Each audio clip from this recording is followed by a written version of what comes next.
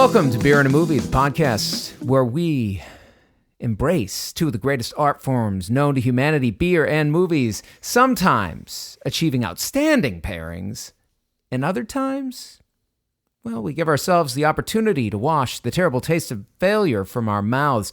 I'm one of your co-hosts. My name is Dave Gurney, and I'm here with Carlos Cooper, and joining us remotely because of an impending tropical storm / potentially hurricane is Joe Hilliard. And we are going to do the absolute best that we can to make this episode sound as good as it can. Technical difficulties to start out, but we'll try to make it work. It'll be fine. Everything will be fine. It will be great. It will be great. And as long as we get something in our glasses. Exactly what I was going to say. That's how I know everything is going to be okay. And so I brought something that has all of the flash and pizzazz that our first film has. All right. And this is from Untitled Art. It's a paltry 5% ABV, but that's okay. Starting out light. And it is a vanilla, mango, guava, smoothie, seltzer. All the words in there straight away. And, I'm just going to go straight away and get this in the glass. I'm excited to try this. Untitled Art. I mean, this has got to be our 15th time. I mean, we've had them on the show quite a bit, but it's for good reason. They're always putting it. Oh my God, that looks like straight up carrot juice. Yeah, it's that is thick. Yeah. Joe, Ooh. What are you drinking over there? Because this was a very last minute kind of situation that we found ourselves in, so we did not have the foresight to be able to coordinate these beers. Well, first of all, I love carrot juice, so I'm a little pissed off that I'm not with you guys. It doesn't taste anything like it. But we are recording a night early because tomorrow we're expecting some pretty horrific weather, and I am in the middle of moving. I'm literally moving out to a rural area, and because I'm moving, my beer selection is not where I need it to be, but I had two Real Ale Brewing out of Blanco, Texas, and I thought I would do a twofer of Real Ale, keep it Texas, keep it awesome. And I'm starting with a beer I've talked about on the show before, Devil's Backbone. Oh, yeah. Because this was a shining bright footstep in my craft beer journey. It's one beer I fell in love with. I haven't had it in a really long time. It's a Belgian-style triple, and it is an 8.1, so I'm at least beating you on ABV. That you are. Hey. Yeah, and it'll be interesting for me to taste it. I haven't tasted it in quite a while, considering how much I loved it. And let me just say this. I'll be talking about the move a little bit on our After Hours episode. I'm sure you guys will want to know everything I've been up to since the last time we got together. Patreon.com/beer and a movie podcast. $5 a month gets you a bonus episode every single week. Yeah. They are currently helping us program an episode for our All Horror October, which if you've listened to any of the episodes in the past couple weeks, you've heard us talk about. But October, only horror, all the time for October. Yeah. And if you want to plan for that a little bit, or not plan for that, but plan your horror viewings for October. Strangely enough, on October 1st, on the side of First United Methodist Church, they're doing a screening of the original Nosferatu. In Corpus Christi, Texas. That's right. So if you're local, you can go to that. And I believe what's happening is that they have a live organist doing a live score for cool. it. I believe so, Love which is pretty lit. I do not think that I will be in attendance, which I am very sad about. But I have a DJ. I'm DJing a wedding out of town the next day, so I might have to leave Friday to be there in a timely fashion. I'm not positive yet. We'll see what happens with that, but it does not seem likely. Anyhow, that has nothing to do with our film for this week. No, but it's good for our listeners. Our first film this week is the film titled after its main character, Kate, played by Mary Elizabeth Winstead. And she is an assassin who has been trained. Folks, pay attention because this kind of story might repeat itself. An assassin who has been sort of Hold on there with the spoilers. mentored by this father figure type character played by Woody Harrelson. Varric, I believe, is the character's name. And they are a team that's being sort of, hired for these hit jobs. We start the film. She has a traumatic experience with a hit job where she breaks her one rule, right? There's this one rule that she won't shoot anybody in front of a child, or, if a child's involved, she's not going to do the killing, but she's pushed to, she does it anyway. She kind of says, I'm getting out after this. Her father figure, mentor / pimp, whatever, with it, Woody Harrelson, Handler. gives her, okay, one last job. We're going to do this one last job. And of course, as she goes into this one last job, she is poisoned. And so we see her over the course of basically 24 hours attempt to get back at the people who have done this to her. Who poisoned her, yeah. Exact her revenge.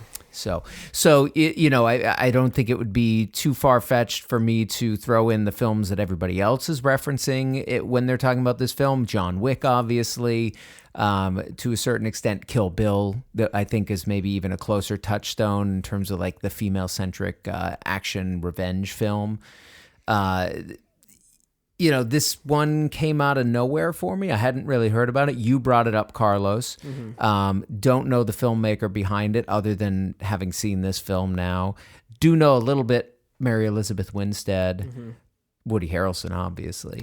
Though he's a pretty small factor. He doesn't, he's there throughout the film, but he doesn't have a ton of screen time. No, he doesn't. But, he's an important figure in the plot. Sure. I mean, not an important figure in his relationship to the titular character, but then also later on has a pretty big role in the way things play out. Right. Well, before we started recording, I know Joe and I were kind of joking a little bit about the look of this film, because I think probably one of the biggest characters that we haven't talked about is Japan, right? Tokyo at night, being a major star of this film, right, Joe? I mean, it's pretty prominent there. Yeah, if you are a fan of visually interesting films, this one I think you'll enjoy just for the look of it all. The idea that this kind of story is set in Tokyo, starring an American lead and an American handler, Woody Harrelson, makes the film, I think, much more interesting. This is one of two films, never mind, no spoilers, where not only is she, I'll just quickly say this. It's not only that she's poisoned, she drinks a glass of wine that has radiation in it. I can't remember the formula of the radiation. Polonium-204. Right, it's like what the Russians use, right? Yeah. Right, and I'm going to go ahead and say full spoilers here. The entire film, we American filmgoers are waiting for the antidote to show up the last 5-10 minutes. She's, perhaps she has gotten the revenge that she's seeking. Who are the people that poisoned me? Let me get all the way to the top of the Tokyo Mafia to kill the person that did it, that set the order in, and then somehow I'll find the antidote. There are real stakes in the movie as we watch her body deteriorate. Her teeth constantly fall out. Injecting herself.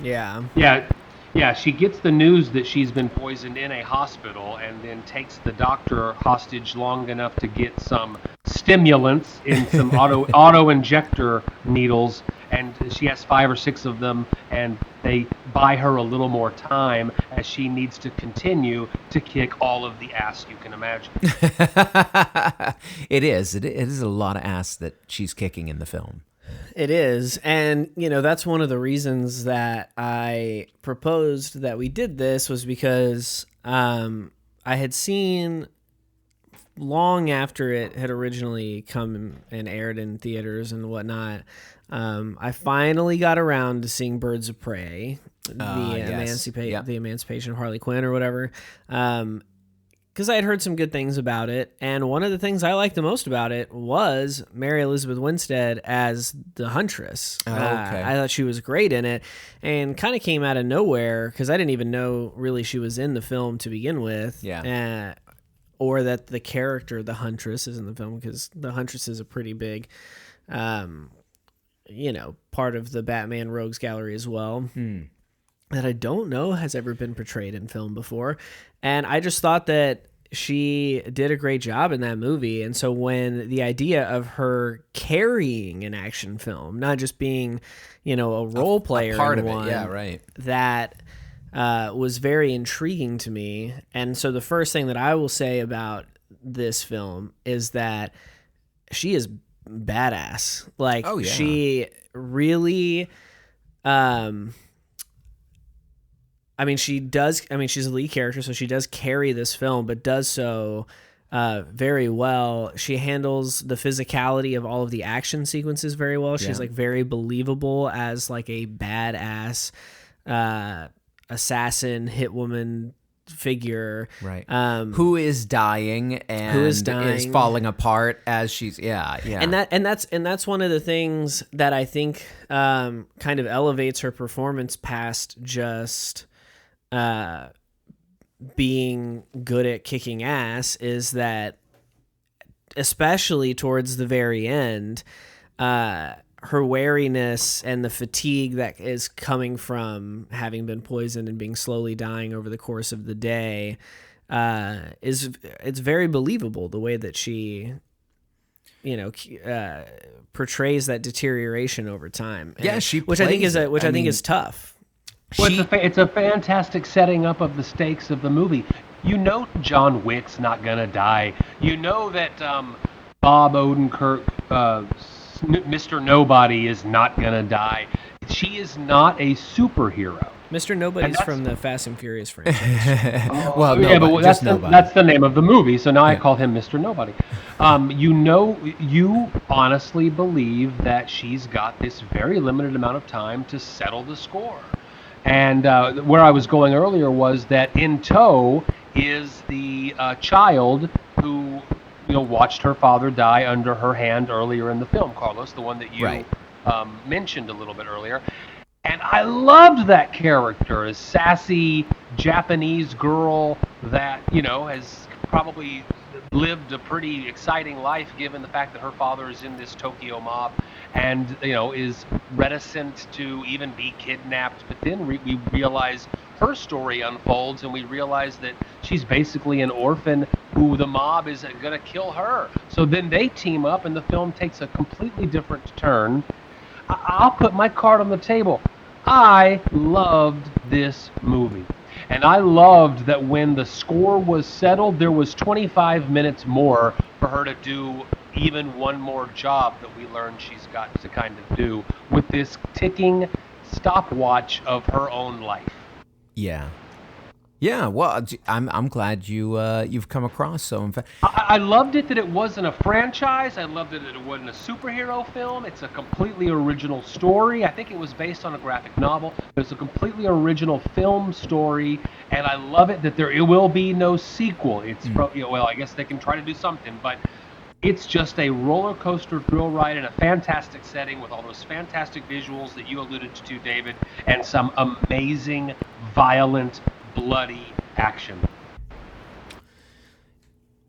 I agree with a lot of what you're saying. I do think I take issue with original, just because I think part of what I set up here is, we can point to a few films that it definitely sort of works from, and we can also point to the film.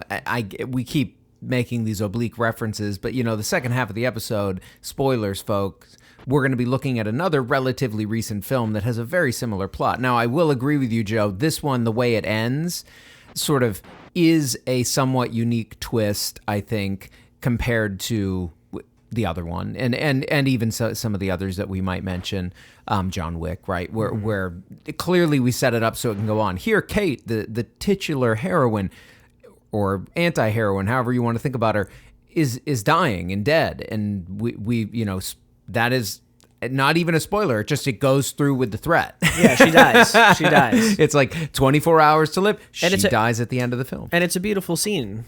Yeah, that moment where she dies. Yeah, and again, I think the I don't want to gloss over how important Tokyo at night, the neon, the pinkness of it all, the sort of glow of the city, how that's always there in the dark alleys and the sort of rain-soaked. It's just like a perfect visual sort of nighttime action film feast. It did make me sad that I was watching it at home. Honestly, just seeing it in the theater would be sick. Yeah, and.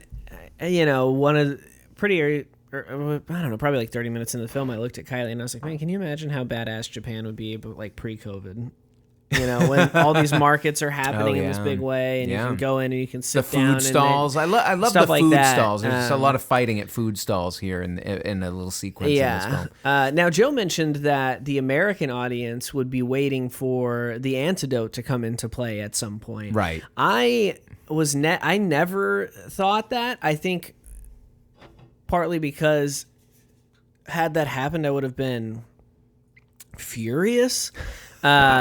If they had pulled in some kind, I would have been pissed that they because the sequel, Carlos, the sequel. Well, I get that, but also for me, I mean, one of the things that I liked the most about this movie was that the person who she's after the entire time, Kojima, is not our big bad.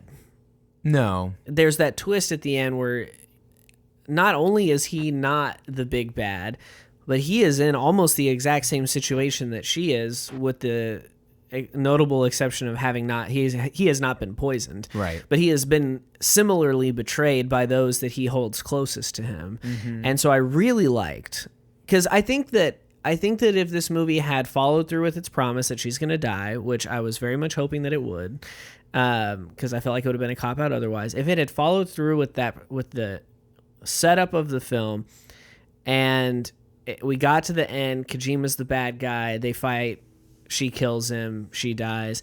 That, to me, would have been a pretty disappointing film, I feel, just in terms of its, like, unbelievable predictability. There are parts of this film that are predictable, but then that part, you could say that you saw it coming, or that like, oh yeah, I kind of knew, especially if you at any point looked at the runtime, you knew that there was going to be some kind of twist or something like that, but it just makes it a much more dynamic story than if it was just like a video game where you just completed all the objectives and then it ended, which is what it would have been otherwise, I feel. Yeah. And on top of all of that, the fact that Kojima's not the bad guy, you then get to have this incredible last 25 minutes where where Kojima and Kate storm the castle together, the Skyrise, and whoop ass. Like, whenever Kojima cuts that dude's head off, that shit was hard as fuck. Kylie and I looked at each other and we were like yelling. That shit was because that fucking Renji really thought he was that bitch. He thought that he was gonna get one over on this old man or whatever, the man literally cuts his head off. Yeah, it was crazy. This is Well, Carlos, you're leading me right into one of my favorite things about the film, and that's the ultra-violence of it, the cartoonish violence that we enjoy in a John Wick and other kinds of films. There's a scene in like a geisha parlor, where the Japanese men have a geisha in there with her, and it's got the white paper walls, all around them, and those walls are doused with blood, as she uses every knife and sword and gun. And there's a scene where she stabs a guy through his, and it comes out his nose, up through the bridge of his nose. The knife comes out of his nose, up the upper part of his skull. Yeah, that shit was gnarly. And you're just like, oh, go get it, girl, get it, Kate, go get him. Yeah, and only in a cinematic experience like this, or in real life, you'd say, oh my God, please, the human life. Well, none of this would happen so smoothly in real life. I agree with you, Joe, wholeheartedly. This is not a superhero movie in the truest sense, but there are those elements in the action where you can see how over the top. In the choreography. And I'm going to say it maybe again before we're done tonight. It is wonderful to see a female lead have that level, the power that we usually give our Schwarzeneggers and our Stallones and our Bruce Willises and our Keanu Reeves. She's just a badass. Now, I highly recommend this film, especially to a John Wick fan. I mean, this movie really scratched every itch I Absolutely. had If you love John Wick or even like the John Wick films, and you are sort of hesitating on something like this, why? There's no reason. This is great. I mean, that would be silly. Yeah. Now, the only thing I'll say against this film was the screenplay is pretty thin. Oh yeah. The violence is the star. The action is the characters aren't developed deeply. The characters aren't super developed, and there are stakes, but not in a super significant way, because we do kind of know how this is all going to end from the beginning of the film. Mm-hmm. So as a result of the premise of the film basically setting up the ending of the film straight away, I mean, it's almost like its own spoiler to a certain extent. And because of that, what is going to happen is not of the most importance or interest necessarily. It's how it's going to happen. So there are some moments where it's almost kind of like you're biding your time to the next big fight kind of thing, And so now we should mention that, it's a massive part of this film, but the reason that Kate finds herself in this situation is because she is trying to get out of the contract killing business. Right. Because at the very beginning, the first thing we see of her, she has to witness this small child, or 16-year-old, 15-year-old kid. Yeah. Witness up close. Witness the murder of her father. As fate would have it, the key to finding the person who she believes has wronged her is that child who she has then wronged. And so then she has to bring the kid along with her and save her from getting killed. And then the kid takes a liking to her. And so they have this weird relationship where Kate is withholding this, huge piece of information, sound familiar, from the kid, and, that kind of thing. And so I did like that kind of deepening of the character of Kate as much as you could in a situation like this, as much as you could try to deepen a character that has almost no childhood other than killing, and is most certainly going to die by the end of the movie, so they did what they could with that. But I just, it felt more like a showcase for the action set pieces. I mean, like for me, this film was all about going from each little, scenario to the next, and getting to see her and how she was going to kick ass, how she was going to maneuver in a vehicle, how she was going to get out of whatever situation seemed impossible for her to overcome, with the limited resources she had available. It was fun from that standpoint, from front to back. But I totally agree with you, and I think when we get to the second half, I'll probably have even more to say about how these films do distinguish themselves a little bit to me in that area of character development. But this one definitely, that wasn't the focus of the screenplay. Yeah. But that being said, the action set pieces kick fucking ass. Yeah. Oh yeah. No, I mean that's sometimes that's enough, and in this case, I would say it is. I would agree. Joe, what's going on with you over there? I've said everything I need to say. How was that 8%er that you were drinking over there? I am I'm pleased that I am enjoying this beer as much as I did back in the early days of my craft beer journey. Nice. The Belgian style triple, it's not a triple anything the way a double or a triple IPA is. It's just referring, of course, to the idea that in the Belgian brewing traditions that it has a higher ABV. The 8.1's hitting me nice, and I don't know how widely this beer is distributed outside of Texas, but if you can find the Devil's Backbone, I would suggest that you do. In Texas, ubiquitous. Oh yeah, if you're it if you're is. visiting us here or you live here, absolutely, you're gonna be able to get your hands on it. I'm still a little jealous of y'all's sour smoothie. For blah, good blah, blah, reason, blah, blah, blah. because this thing is knock your socks off deliciousness. It's magnificent. In a glass. I mean, yeah, okay. I mean, beer and a movie listeners who are more beer purists, I love you. You know I do, and don't hate us for dancing in the seltzer realm. But when a good one comes along, it's hard to say no. And this is a really good one. Vanilla, mango, guava. It's all there. I mean, I was getting all three of those things. The mouthfeel that you want there, like just all that heft. Like you take a sip and it just sort of coats your mouth. It's flavor bomb in a glass. Yeah, and it is one of the thickest alcoholic beverages that I've ever poured into a glass. I mean, it is absolutely unreal. Delicious though. Terrible for you.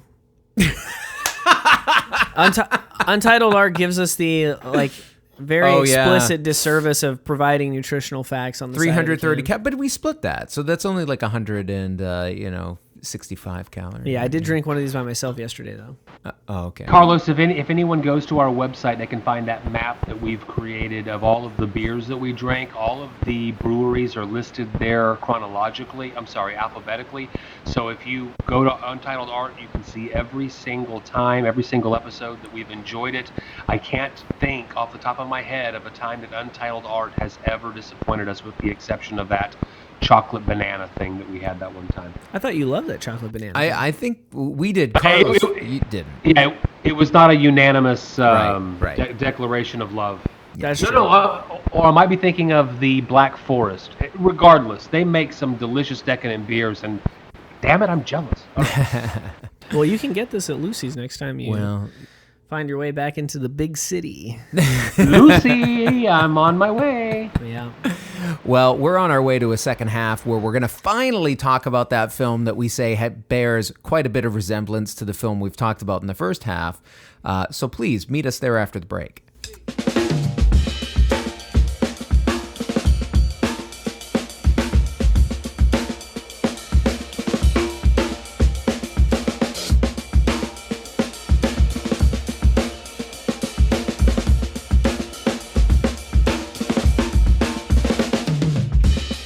And we're back. Whew. What a way to come back. Always exciting. These two films couldn't have been more similar, but I feel like we'll get a little bit of a difference with these beers that we're pairing them with. The first one, Carlos, you were so generous in sharing that Untitled Art vanilla mango guava smoothie seltzer. And when we decided that we were going to do Gunpowder Milkshake, I felt like, God, it would be a travesty if we didn't have a milkshake IPA to pair it with, because we've done milkshake IPAs on the show before. Why wouldn't we for a film with the very term in its title? Especially in the first 100 episodes, it was something that people would often come up to me and be like, Have you had one of these? Or no, they would say, so I've listened to the podcast. Oh. What is this milkshake IPA thing that you keep? What the fuck is that? Yeah.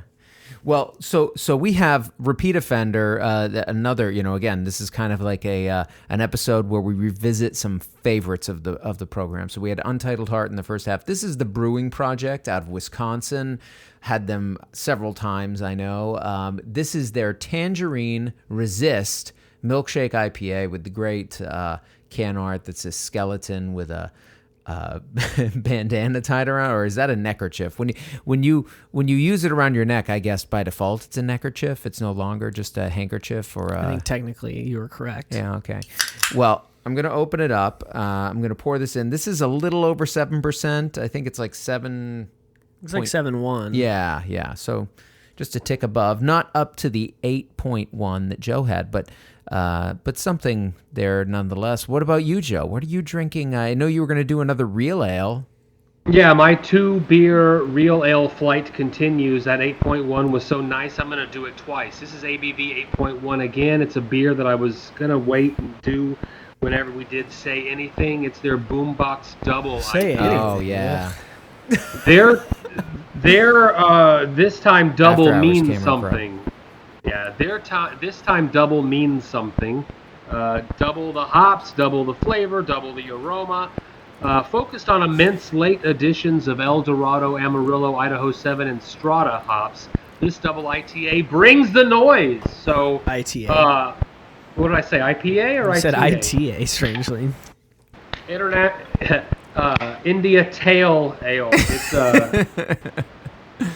Right on. Well, that sounds like a lot of fun, and I have had the boombox, and I know that is one that I remember you kind of mentioning we should do that on the show, and maybe we will again all together. I mean, I think that sounds like a good idea. But anytime we can throw some love at some Texas breweries. Real Ale is one of my absolute faves, so I'm always happy to. A strong advocate for the Hans Pils. Oh, I love the Hans Well, Pils. I tell you what, enjoy y'all's fruit basket that you guys are doing over in that room.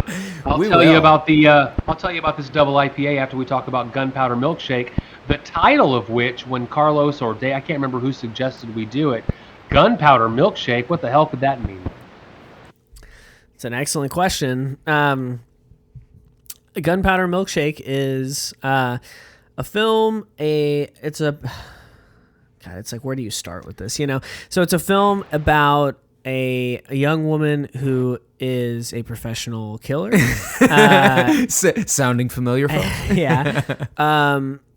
Who is a professional killer because her estranged mother was a professional killer. Okay, and we're bringing some down. Yeah, and when her mother, in some people's eyes, abandoned her, she really didn't have a lot of options. Very easily fell into this life and this lifestyle and everything.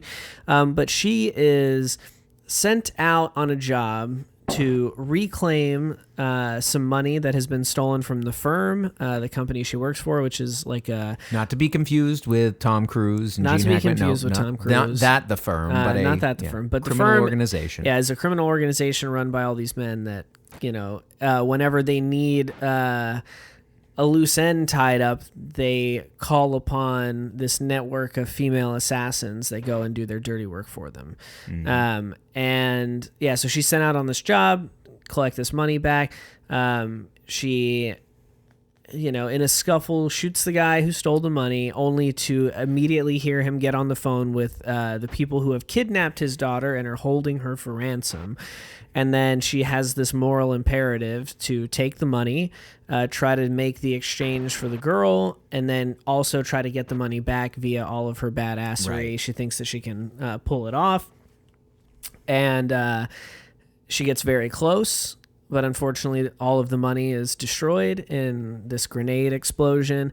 And so that sets off the rest of the film, where she is now no longer under the protection of the firm, and is not only because she also had carried out a job in the very beginning where she accidentally killed some of the wrong people. Son of a very high up.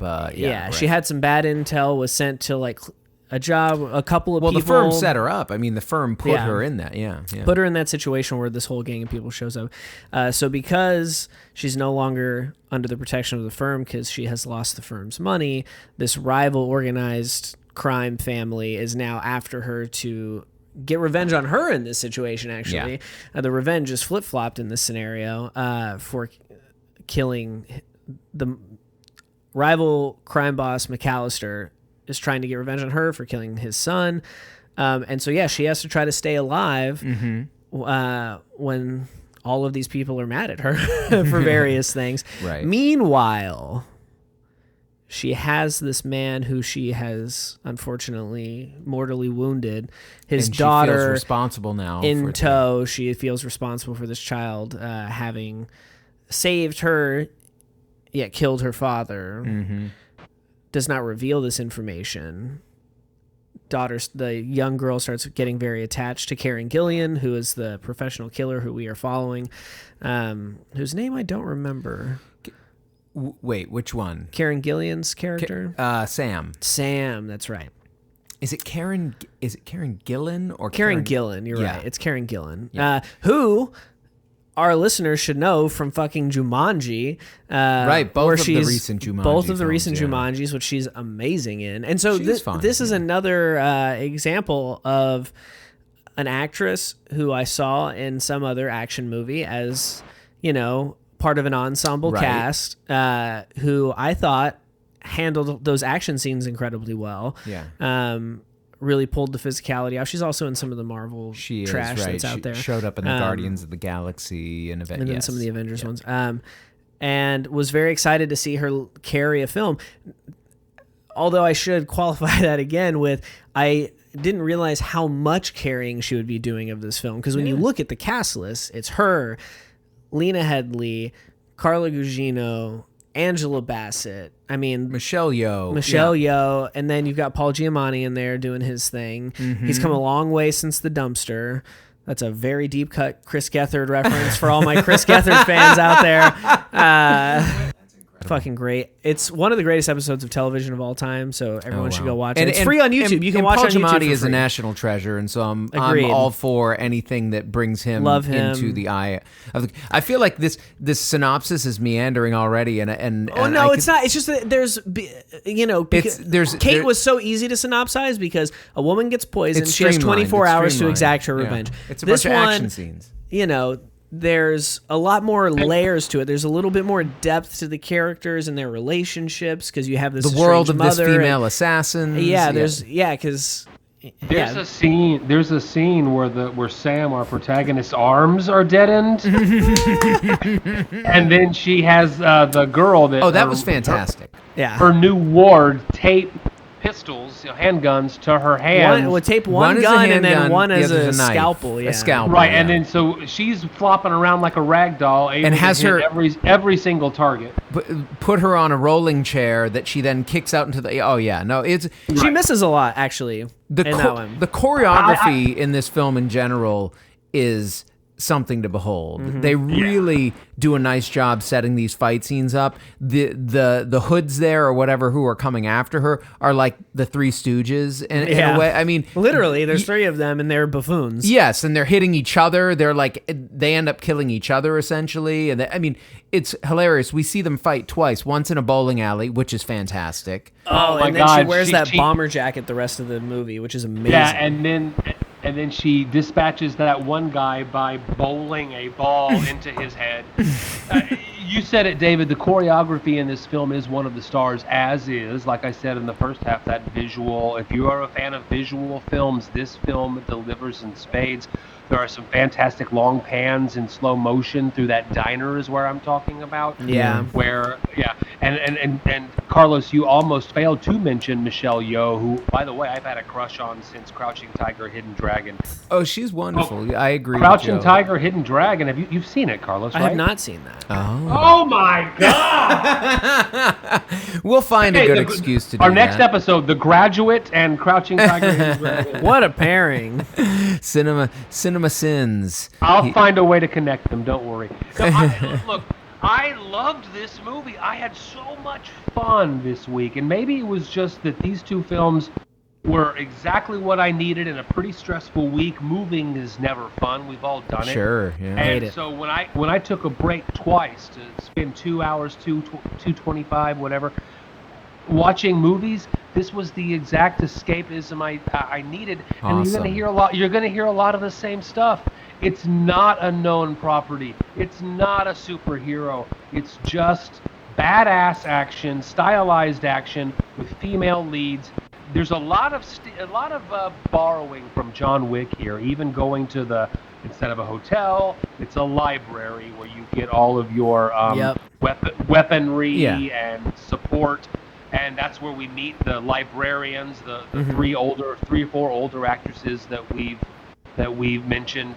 But it's never dumb. It's fun. Yeah, I agree. And there is a good amount of gun fu in this as well. yeah, I mean, for sure. especially towards the end when Lena Headey puts the knives on the end of her guns, her like signature Sam's guns. Sam's mother who returns. Yeah, in the yeah, movie. Yeah. They cross paths again, slightly Who you learn- reconcile. Yeah. Who you learn was sort of fucked over by the firm in the same way. Yeah. That, I mean, so getting back to what we were talking about in the first half, where Carlos, I think, nicely made that criticism of Kate, where, as great as the action is, it didn't have the character depth that he maybe would have wanted. This film actually has the character depth, and it's kind of building a world. Now, Joe, you say this isn't a superhero film. I do feel like there's a little bit of lore being laid down. We'll see if it turns into something that becomes a series. There certainly could be another. It feels like the way it ends, you want to know more about this world of the female assassins, this sort of, sisterhood. It could be like a Kingsman situation. Yeah. There's something like you feel like you could follow this crew or other people who are affiliated with it who we didn't even meet in this film necessarily. But what's here on its own was fantastic. I want to mention, we didn't really talk about the score as much in the last film, though I did think it was interesting how much of the Japanese pop they used. It was a lot more Japanese like pop and rap than it was like score to it. Right. And I think it was used effectively. Yeah, especially when they storm the castle and they first walk in, the song that's playing is badass. Yeah. But this film really hit my sweet spots when it came to the music. The score for it, which I don't think I had really ever noted him as a film composer before. Frank Ilfman. Did you know him? No, I was not familiar. But apparently his journey into film music composition began when he got a piece of music from famed film composer Ennio Morricone. Oh, okay. That was like what sparked his and interest he uses it here, right? Yeah. I mean, like he is directly referencing Morricone and his spaghetti western scores. I loved it. I thought it was fantastic. Every time I would get these glimpses of the "we can fight," yes, I'm here for it. Please bring that to me every time. The pop songs that get used in here, the Karen Dalton song, which is more of a folk song, really haunting, beautiful. Some Stereolab, French disco shows up in there at a certain point. The use of Janis Joplin during the fight. A couple key fight scenes in this film are done mostly in slow motion with these very sort of airy songs with that kind of creates this weird contrast between the intensity of the action and then like how slowly you're seeing it unfold and how it's all that. The Janis Joplin song was great. In that moment. Yeah, really well done. Really well done. And it ends with a Mercury Rev song, which is such a deep cut. People don't listen to Mercury Rev.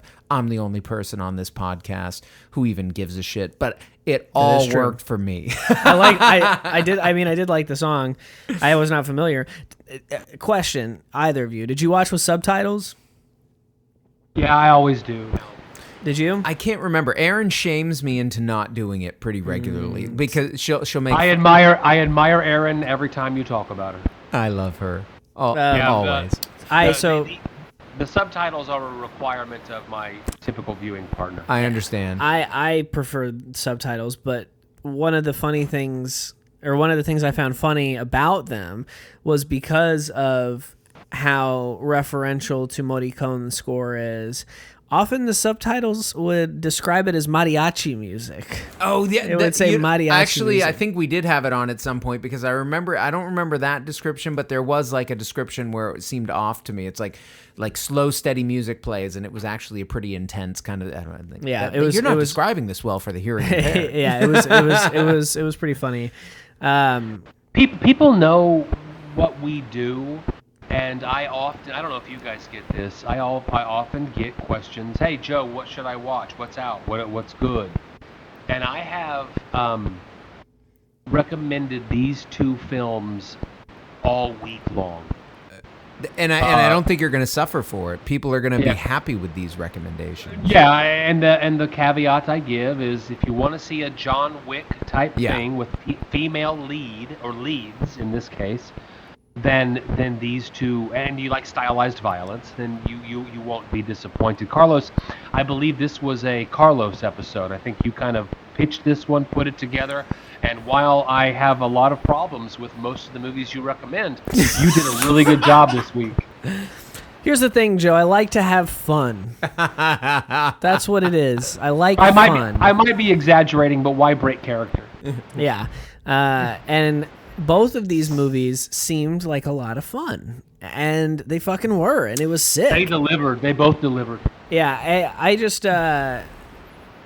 you know, I watched Gunpowder Milkshake first, and so I was, I did kind of hold back a little bit in with the Kate discussion that we had, because I didn't. I certainly didn't dislike Kate, but there was so much more to chew on with Gunpowder Milkshake. With, we talked about the great music, we talked about the great action set piece, we talked about the character development, but then there's also, commentary about the patriarchal structure of our society and the way that it kind of, views women as mere tools or means to ends, objects, things like that, and how that particular line of thinking and certain people in our society, Greg Abbott, view women as disposable, and so not only do you have these characters you can really care about, that you can really root for, that are complex too, because Karen Gillan really does have some like complex moral makeup to her, and she has to make tough moral decisions, and so she's not always the most likable character. No, she's not someone that you can root for unabashedly and say, I find nothing wrong with this character. You know what I mean? It's someone who's complicated that you still like, because eventually they do the right thing, but it does take them quite a while to get there and things like that. And then obviously there's like social commentary. And so there's just so much to grab onto.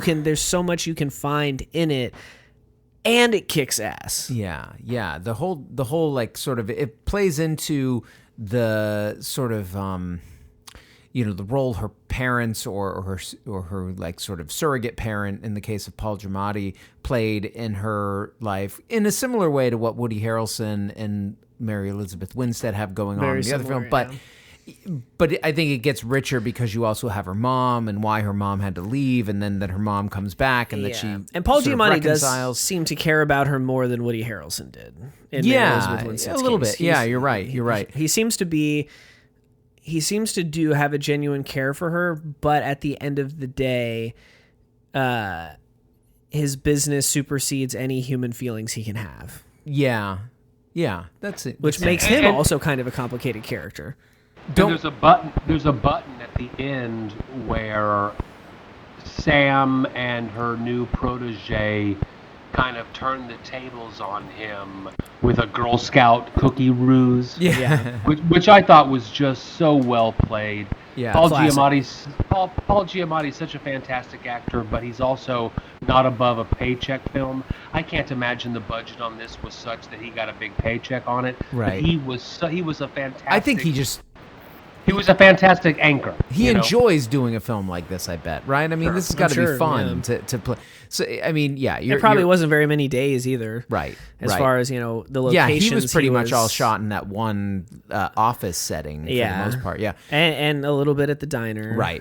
Which is kind of where the film name comes from, is there's this diner that's kind of like a safe haven. Right. Like the hotel in John Wick that Joe's referring to, whereas the library in this, though architecturally it's similar, the kind of analog in this film is this diner where you have to surrender your guns when you walk in and stuff like that.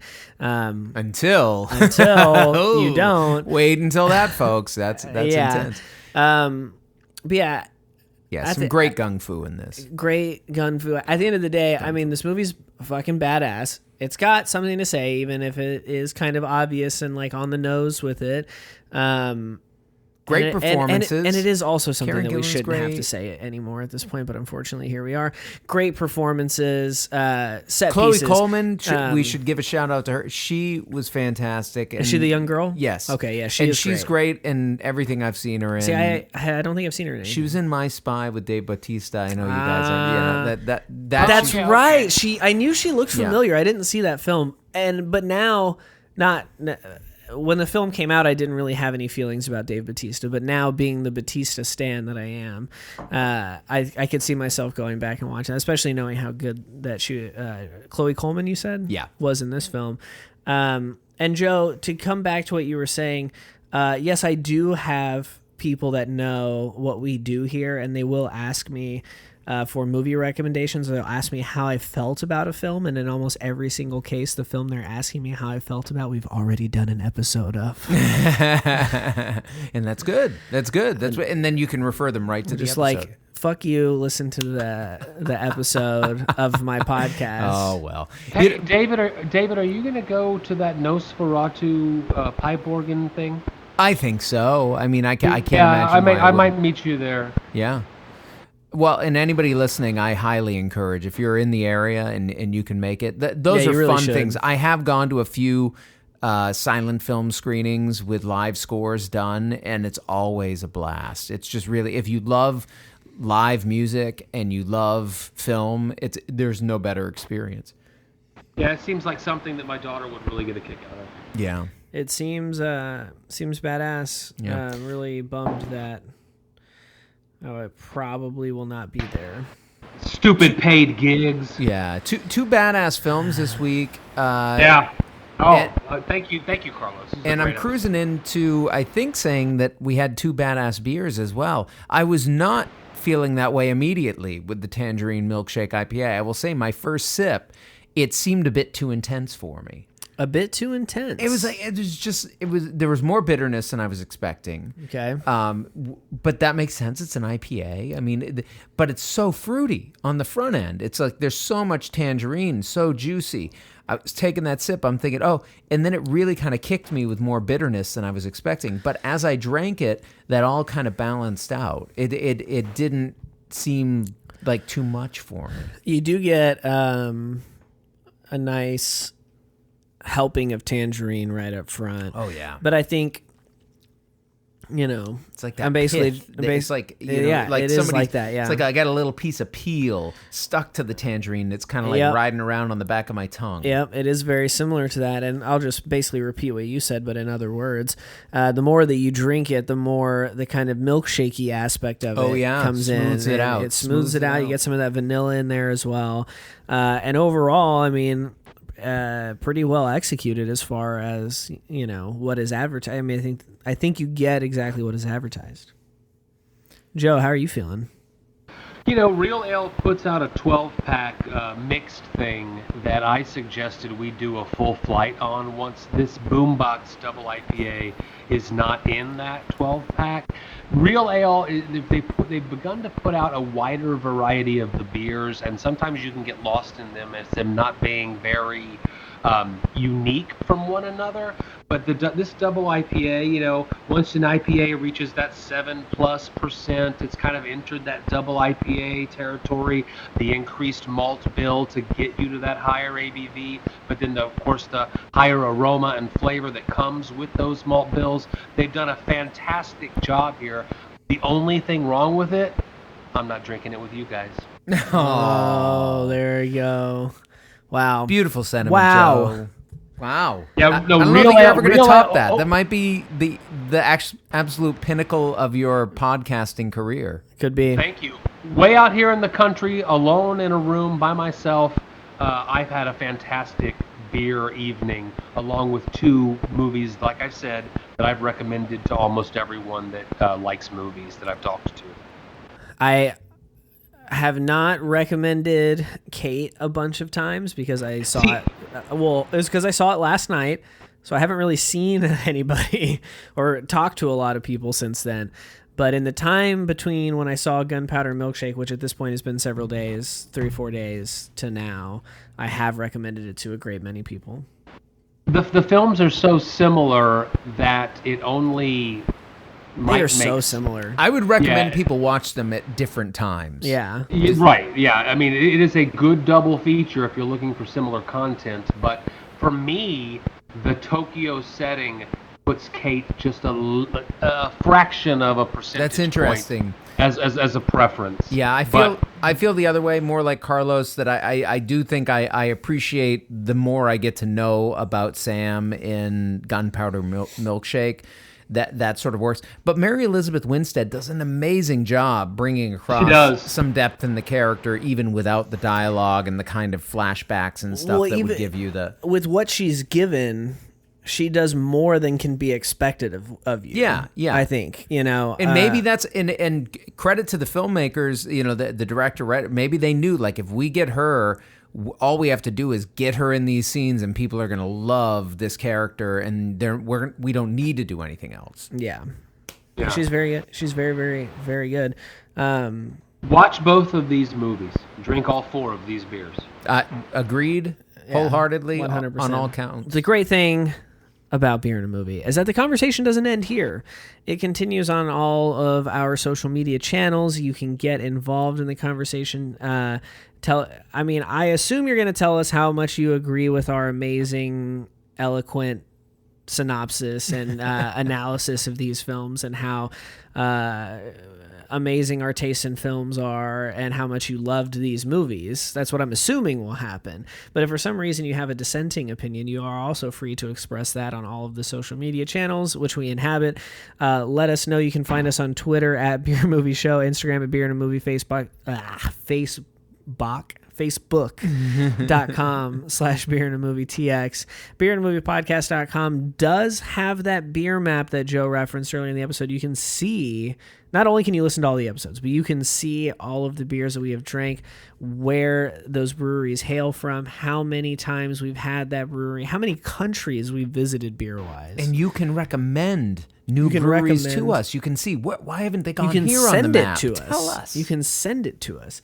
And, of course, don't forget about the Patreon, patreon.com/Beer and a Movie Podcast.